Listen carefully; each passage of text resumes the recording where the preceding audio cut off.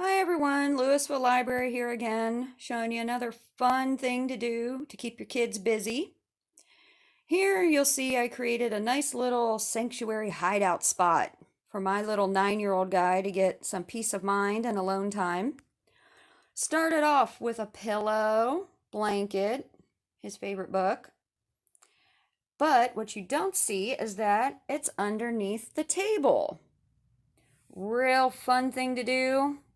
Bust out a strand of those Christmas lights and give them a nice little sensory station to hang lights, hide out, and they'll spend hours in here, kind of like a little tent or a fort.